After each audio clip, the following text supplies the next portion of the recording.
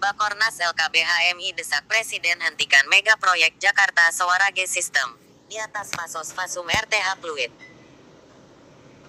Di Jakarta, Badan Koordinasi Nasional Lembaga Konsultasi dan Bantuan Hukum Mahasiswa Islam Pengurus Besar Himpunan Mahasiswa Islam Bakornas LKBHMI PBHMI mendesak Presiden Jokowi menghentikan pembangunan proyek Zona 1 Jakarta Sewarage Sistem JSS di atas kawasan Fasos Fasum Ruang Terbuka Hijau RTH Taman Waduk Pluit, Kota Jakarta Utara.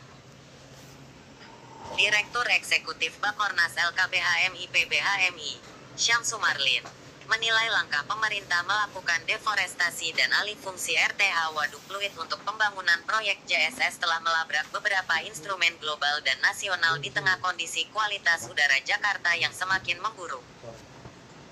Deforestasi dan alih fungsi ruang hijau tersebut jelas bertentangan dengan environmental rights, hak warga untuk memperoleh lingkungan yang baik dan sehat yang dijamin dalam Instrumen Hak Asasi Manusia dan Konstitusi Pasal 28H Ayat 1 UUD RI 1945.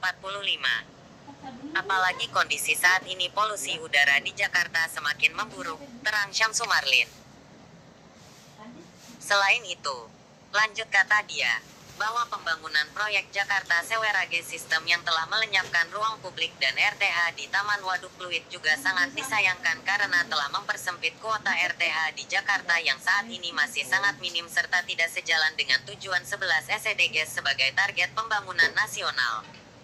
Sangat disayangkan, mega proyek Jakarta Sewarage Sistem ini telah melenyapkan kawasan ruang terbuka hijau di wilayah pinggiran Waduk Pluit dan telah terjadi deforestasi.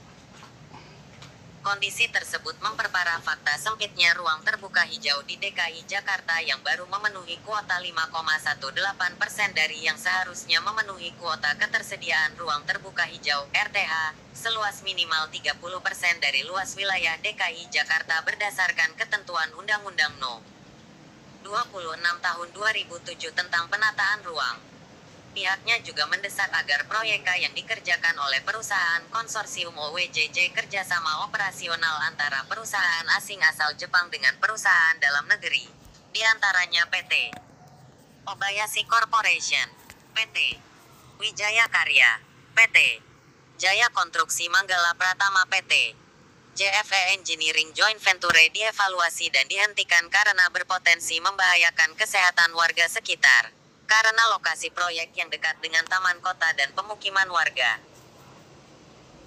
Diketahui, Kementerian PUPR RI melalui Direktorat Jenderal Cipta Karya dan Pemerintah Provinsi DKI Jakarta bekerja sama dengan pihak asing Japan International Cooperation Agency sedang mempersiapkan pembangunan sistem pengelolaan air limbah domestik di 15 zona atau disebut dengan Jakarta Sewarage Development Project dengan nilai total proyek sebesar Rp69,600 triliun. Proyek Zona 1 di Waduk Pluit ini dibangun di atas lahan Fasos dan Fasum RTH PT Jakarta Propertindo.